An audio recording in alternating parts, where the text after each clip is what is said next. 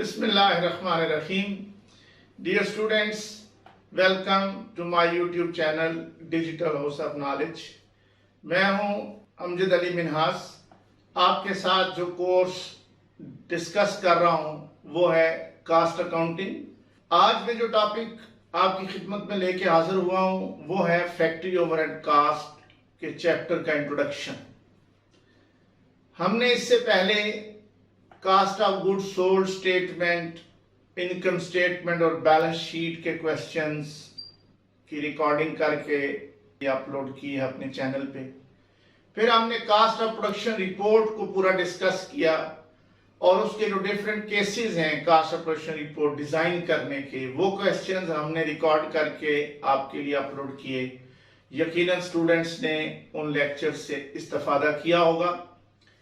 आज हम देखेंगे कि पंजाब यूनिवर्सिटी के सिलेबस के मुताबिक जो फैक्ट्री ओवरहेड कास्ट का टॉपिक है, इसमें हम क्या चीजें हम देखेंगे, किन चीजों को स्टडी करेंगे, किन चीजों को डिस्कस किया जाएगा और वो कौन से टॉपिक्स हैं जिनके हवाले से हम न्यूमेरिकल क्वेश्चंस को अटेम्प्ट करेंगे। डियर स्टूडेंट्स, आपने कास्ट ऑफ गुड्स सोल्ड को जब सीखा, वहां पे आपको बताया गया कि फैक्ट्री ओवरहेड कास्ट क्या होती है।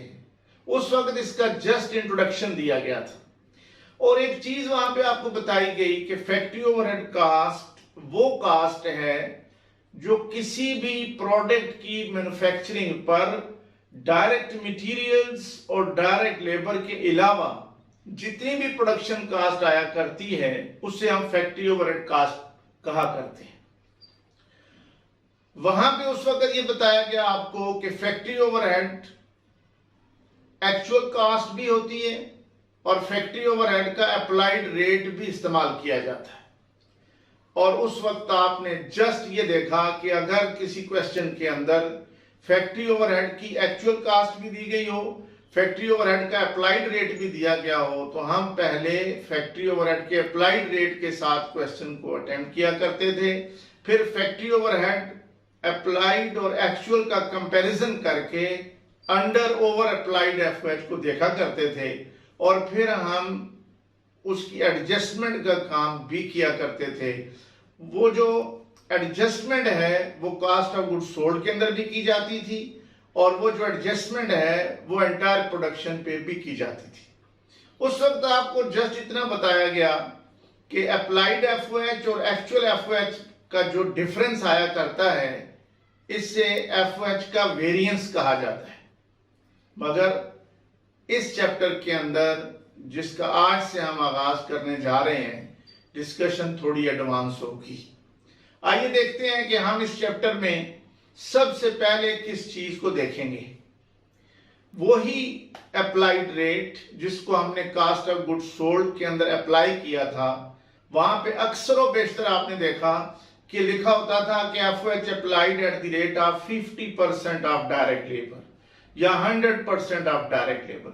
ये जो 50% रेट एफओएच अप्लाइड का है, ये कैसे कैलकुलेट किया जाता है, इसकी कैलकुलेशन के प्रोसीजर को हम इस चैप्टर के अंदर इंशाल्लाह सीखेंगे। ये हमारा इस चैप्टर का पहला टॉपिक होगा। फिर इसके बाद अगला टॉपिक हमारा ये होगा कि हमें कुछ मटेरियल कास्ट दे दी जाएगी, कुछ डायरेक्ट मटेरियल्स और डायरेक्ट लेबर ये वैल्यूज दे दी जाएंगी और साथ ही हमें कुछ इंफॉर्मेशन ऐसी दी जाएंगी जिनकी बुनियाद पे हमें कहा जाएगा कि आप खुद से एफओएच का अप्लाइड रेट कैलकुलेट करें और फिर उससे अप्लाई करें और अप्लाई करने के बाद मैन्युफैक्चरिंग कास्ट कैलकुलेट करें। ये एक्टिविटी इस चैप्टर के अंदर की जाएगी। फिर इसी चैप्टर के अंदर आगे डिपार्टमेंटलाइजेशन ऑफ एफओएच के ऊपर भी गुफ्तगू की जाएगी और वो जो डिपार्टमेंटलाइजेशन ऑफ एफओएच है, उसमें सबसे पहला काम जो हम सीखेंगे वो ये सीखेंगे कि एफओएच का रेट डिपार्टमेंट वाइज किस तरह कैलकुलेट किया जाता है और एफओएच का रेट पूरी फैक्ट्री के लिए ओवरऑल किस तरह कैलकुलेट किया जाता है। ये काम हम इस चैप्टर में सीखेंगे। फिर उसके बाद एफओएच की allocation among all the departments, among different departments, ये काम इस चैप्टर में हम सीखेंगे। और ये काम कुछ यूं सीखा जाएगा कि इसके दो प्रोसीजर्स होंगे। दो प्रोसीजर्स में से पहला प्रोसीजर होगा नॉन रेसिप्रोकल अपॉर्शनमेंट। इसके लिए हम पूरी वर्कशीट बनाना सीखेंगे। और फिर ये जो नॉन रेसिप्रोकल अपॉर्शनमेंट का काम होगा, इसमें आगे दो एलोकेशन होंगी। नंबर 1 प्राइमरी एलोकेशन और नंबर 2 सेकेंडरी एलोकेशन। जब हम सीख लेंगे कि नॉन रेसिप्रोकल अपॉर्शनमेंट क्या है, तो फिर हम रेसिप्रोकल अपॉर्शनमेंट को सीखेंगे। अब रेसिप्रोकल अपॉर्शनमेंट में कुछ यूं हुआ करेगा कि प्राइमरी अपॉर्शनमेंट कर लेने के बाद हर डिपार्टमेंट के ऊपर जो टोटल कास्ट आ चुकी होगी, उसको हम सेकेंडरी अपॉर्शनमेंट में किस तरह डिस्ट्रीब्यूट करेंगे। इसके दो मेथड्स होंगे। एक का नाम होगा रिपीटेड एलोकेशन मेथड और दूसरे का नाम होगा अलजेब्रिक मेथड। इन दोनों प्रोसीजर्स के तहत हम रेसिप्रोकल अपॉर्शनमेंट को सीखेंगे। तो जब ये टॉपिक हमारा कंप्लीट हो जाएगा, allocation of FOH among various departments, तो फिर हम इस चैप्टर के अंदर एक अहम तरीन टॉपिक सीखेंगे और वो होगा एफओएच वेरिएंस। इस वेरिएंस के पीछे क्या रीजंस होती हैं। मैं जरा इख्तिसार के साथ आपको ये बात अभी बता देता हूं, इसके पीछे क्या रीजंस होती है। एफओएच के वेरिएंस के एनालिसिस में हम दो कॉन्सेप्ट देखेंगे। नंबर 1 एक्सपेंडिचर वेरिएंस, जिसे हम स्पेंडिंग वेरिएंस भी कहेंगे, और दूसरा कैपेसिटी वेरिएंस, जिसे हम वॉल्यूम वेरिएंस भी कहेंगे, या जिसे हम आइडल कैपेसिटी वेरिएंस कहेंगे। डियर स्टूडेंट्स, ये जो एक्सपेंडिचर वेरिएंस है, ये क्या है कि जो ओवरऑल वेरिएंस है, उस ओवरऑल वेरिएंस के पीछे दो वजूहात हो सकती हैं। नंबर 1 एक्सपेंडिचर वेरिएंस और नंबर 2 वॉल्यूम वेरिएंस। देखिए, आपको ये मालूम है कि साल के शुरू में एस्टिमेशंस की जाती हैं, बजटिंग की जाती है, बजट्स बनाए जाते हैं। आप एस्टिमेट करते हो कि आने वाले महीने में मैं 1 लाख यूनिट प्रोड्यूस करूंगा या प्रोड्यूस करूंगी, और उसकी प्रोडक्शन के लिए मेरा एफओएच का एस्टिमेट इतना होगा।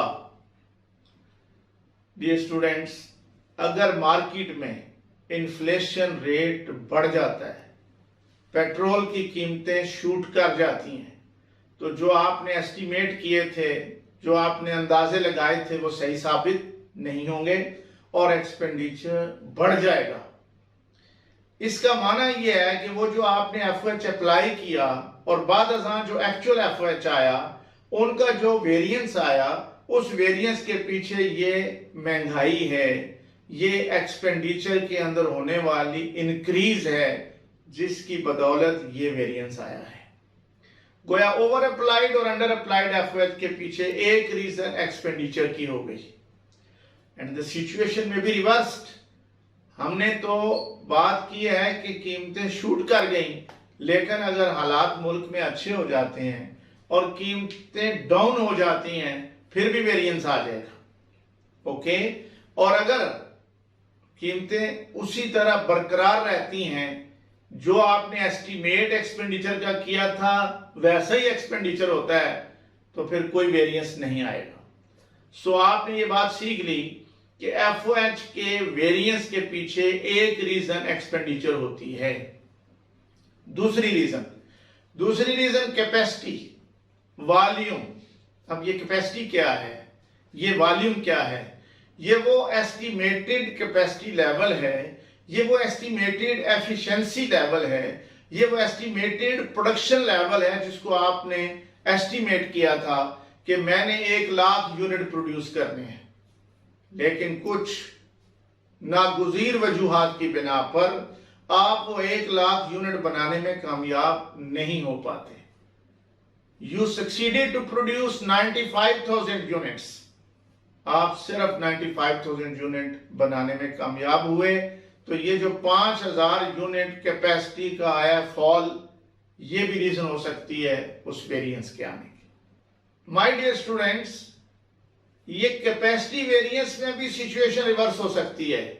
और वो कैसे कि आपने एस्टिमेट किया था वॉल्यूम 1 लाख यूनिट का, लेकिन आप मटेरियल भी वही रहा, लेबर भी वही रही, FOH के खर्चे भी वही रहे, और आप 1 लाख की बजाय 1,05,000 यूनिट बनाने में कामयाब हो गए। एस्टिमेट होते हैं ना, तो एस्टिमेट कभी भी 100% सही साबित नहीं होते। एस्टिमेटेड थे 1 लाख कि ये मेरे पास वसाइल हैं, इन वसाइल से 1 लाख यूनिट प्रोड्यूस होंगे, मगर उन्हीं वसाइल के साथ आप 1,05,000 यूनिट बनाने में कामयाब हो गए, ये भी वेरिएंस आ जाएगा। याद रखिए कि ये जो अंडर अप्लाइड और ओवर अप्लाइड वेरिएंस होता है, ये जो फेवरेबल और अनफेवरेबल वेरिएंस होता है, इसके पीछे 2 वजूहात, एक्सपेंडिचर वेरिएंस जो कभी फेवरेबल आएगा कभी अनफेवरेबल आएगा, और वॉल्यूम वेरिएंस कभी फेवरेबल आएगा कभी अनफेवरेबल आएगा। मगर एक बात बड़ी अहम है, और ये आपके लिए एक खुशखबरी भी है कि आप कमरा इम्तिहान में बैठ के ये अंदाजा कर सकते हैं कि आपने ये जो सवाल अटेम्प्ट किया है, ये आपसे सही अटेम्प्ट हो गया है या कहीं मिस्टेक हो गई है। वो कैसे? वो यूं कि जो आपने ओवरऑल वेरिएंस निकाला है, उसके पीछे चूंकि यही 2 रीजंस हैं, तो लिहाजा एक्सपेंडिचर वेरिएंस और कैपेसिटी वेरिएंस का टोटल जो आएगा वो ओवरऑल वेरिएंस के बराबर होगा। मैंने आपको फैक्ट्री ओवरहेड कास्ट के टॉपिक का एक ओवरव्यू दे दिया।